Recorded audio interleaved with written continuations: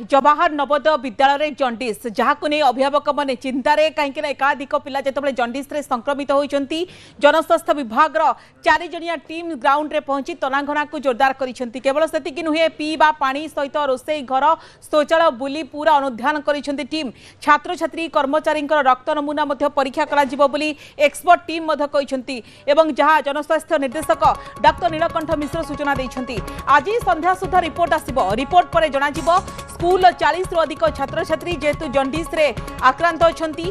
जहां डॉक्टर नीलकंठ मिश्र सूचना देइछंती 12टी स्थानरू जल नमूना संग्रह करिसेंती वाटको टीम। समस्त नमूना को परीक्षा करने को लैबोरेटरी को पठा जाइछि। 225 रु अधिक छात्र छात्री को अभिभावक घर को नहीं जाइछंती। एबे भी शताधिक छात्र छात्री शिक्षक जंडिस रोग रे संक्रमित होती। स्कूल कर्तृपक्ष जिला स्वास्थ्य अधिकारी को स्वतंत्र स्वास्थ्य शिविर पर अनुरोध करिसेंती। अन्यपटे स्कूल परिसर में विशोधन सचेतन प्रति दृष्टि दि जाउछि। वर्तमान जेहेतु प्री बोर्ड परीक्षा चलुछि स्वास्थ्य समस्या को नहीं भयर बर्तमान अछंती अभिभावक एवं छात्र छात्री। स्कूल में मोट छात्र छात्री संख्या होछि 560। अधारू अधिक पिला एही रोग रे वर्तमान आक्रांत अछंती। 3 मास जोटा कहते हैं 3 मास नुहे 2 मास 1.5 मास एमती टाइम जो गोटे पिला जे कि घर अफेक्टेड ही आसला बोली आमे भाबुचे। कारण सेतबेले से खाली टिके जो आमर रिटेंशन समय पिला मानक डका जाए से समय से मानक डका हितला 10 12 पिला मानक ता संगे से पिलाटा थिला जे कि आसुतोष बोली से आसिकी ता जेतले आमे जानले जे ताको देह जर होची आमे त कहले घर को जाबनी किंतु से चाहिलानी क्लास मिस करिया को सेतमे से घर जिबासिया करी क्लास करथला। परे आमे खबर पाइले ता पेरेंट्स कठारो जे ताको जंडिस हिची। जंडिस हिते पिला जेहेतु आसिकी रहितला आमे गेस करचे जे सेठु किछि स्प्रेड हिथे बोली। सेटा अक्टोबर 26 र कथा। तापर नवेम्बर मास रे गोटे दिटा केस एमते हितला कि जो माने जर होतला आमे घर पठौतले घर आमे जानथले जे तार जंडिस पिलांको हिची। डिसेंबर मास रे आमे खबर पाउचे जे पिलांकर संख्या बढ़ुची। आउ एटा गोटे प्रिकॉशनरी मेजर हिसाब रे हमर स्कूल रे सब बेले कोन ना होना कहीं रूटीन हिसाब रे हमें वाटर टेस्टिंग कराओ। दिथर भी हिसारची सब पिला मानन को गरम पानी दउचे पीवा पई। आउ गरम पानी रे से माने बासन सफा करिया पई गरम पानी विथ सर्फ दिया होची मेस रे। डॉक्टर टीम सीडीएम सर को हमें लेटर भी लिखीचे पर्सनल तांको 4-5 थर फोन भी करची जो दिथर डॉक्टर टीम आसिकी सब आड़े विजिट करके अवेयरनेस प्रोग्राम करके जाइछंती। केते स्टाफ आपन अफेक्टेड हैछंती? स्टाफ जणे सर छंती तांकर आउ गोटे किछि बाहर ता संगर साइड स्क्रब इन्फेक्शन विथ जंडिस सेटा गोटे कथा। हम पिला मरि जाइछन मो झियो डंक भांगी देला कथाटा भी करि पालानी तो बसई कि आनी पारलिनी मु गार रे। स्कूल रे तदंत आवश्यक नहीं बर्तमान हेल्थ इज वेल्थ।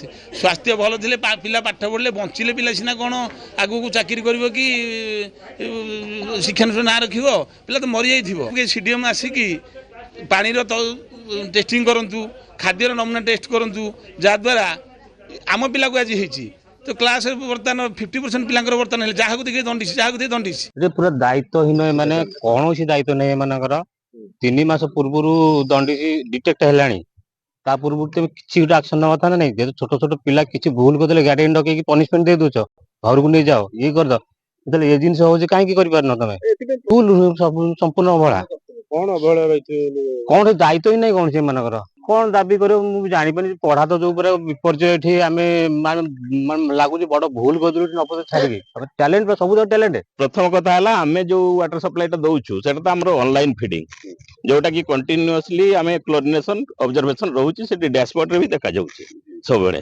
सो 24/7 जो वाटर सप्लाई ता अछि सेटा ठीक ठाक अछि।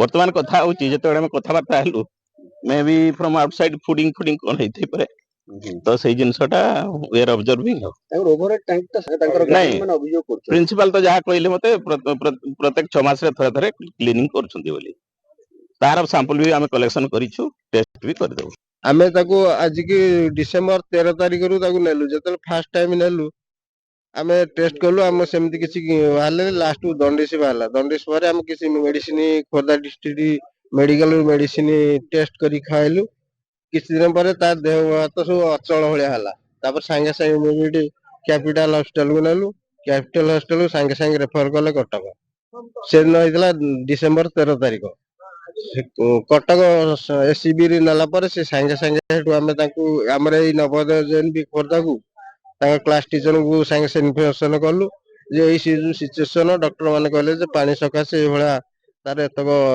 ଲିଭର ଜଣ୍ଡିସ କୁ ରୋଗ ଆକ୍ରାନ୍ତ ହେଇଛି। ତେଣୁ ଆପଣମାନେ ସଚେତନ ହୁଅନ୍ତୁ ଏବଂ ଜଳବାୟୁ ଖାଦ୍ୟପାନ ବ୍ୟବସ୍ଥାରେ ଉପରେ ଟିକେ ସଚେତନ ହୁଅନ୍ତୁ। ଏ କଥା ଆମେ ପ୍ରିନ୍ସିପାଲଙ୍କୁ କହିଲୁ, ଆମ ମାଧ୍ୟମରେ ପ୍ରିନ୍ସିପାଲଙ୍କୁ ଜଣେଇବା ପାଇଁ କ୍ଲାସ ଟିଚରଙ୍କୁ ଜଣେଇଦେଲେ। ତାପରଠାରୁ ଆମ ପିଲାଙ୍କ ସେଠି 10 ଦିନ କାଳ ମେଡିକାଲ ରହିଲା, ଟ୍ରିଟମେଣ୍ଟ ହେଲା ପରେ ଆମେ ଆସୁଛୁ। ଏବେ ପିଲାଙ୍କୁ ଖାଲି ପରୀକ୍ଷା ଦଉଛୁ, ପରୀକ୍ଷା ସରିଲା ପରେ ଆମେ ତାକୁ ଘରକୁ ନେଇକି ଯାଉଛୁ। ଆମର ବର୍ତ୍ତମାନ ଏ ନବୋଦୟ ପ୍ରତି ଆମର ଆଶା ଭରସା ବର୍ତ୍ତମାନ ତୁଟିବାରେ ଲାଗୁଛି। ଏମାନଙ୍କର ଚାଲିଚଳନ ବି ଭଲ ନାହିଁ। ଆମେ ଏମିତି ବହୁତ ଥର କମ୍ପ୍ଲେନ ଶୁଣିଛୁ, ଗାର୍ଡିଆନ ଟିଚର ମାନେ ଷ୍ଟୁଡେଣ୍ଟ ମାନଙ୍କୁ ମିସବ୍ୟବହାର କରନ୍ତି, ତାଙ୍କ ନାଁରେ ବିଭିନ୍ନ ପ୍ରକାର ଆଲିଗେସନ ଆଣନ୍ତି। ସେମାନେ କହୁଛନ୍ତି ଯେ ଛୁଟିରୁ ଫେରିଲା ପରେ ଗୋଟେ ପିଲାର ଜଣ୍ଡିସ୍ ହେଇଥିଲା, ତାପରେ ବର୍ତ୍ତମାନ ବହୁତ ଗୁଡ଼ିଏ ଅଧିକା ପିଲାଙ୍କର ଜଣ୍ଡିସ୍ ଦେଖାଯାଇଛି। ଆମେ ସେମାନେ ଡିଷ୍ଟ୍ରିକ୍ଟ ଟିମ୍ କାଲି ଯାଇଥିଲା ସେଠି, ଡିଷ୍ଟ୍ରିକ୍ଟ ଆଉ ସେଠି UMSU ଅର୍ବାନ ହେଲ୍ଥ ଟିମ୍ ଯାଇଥିଲା। ଆଜି ଷ୍ଟେଟ୍ ଟିମ୍ ବି ଯାଉଛି। ଆମେ ସ୍ଥିତି ଅନୁଧ୍ୟାନ କରି ସେ ଅନୁସାରେ ବିହିତ ପଦକ୍ଷେପ ନେଉଛୁ। ଆମର ଏଠୁ 3 ଜଣ ଯାଉଛନ୍ତି।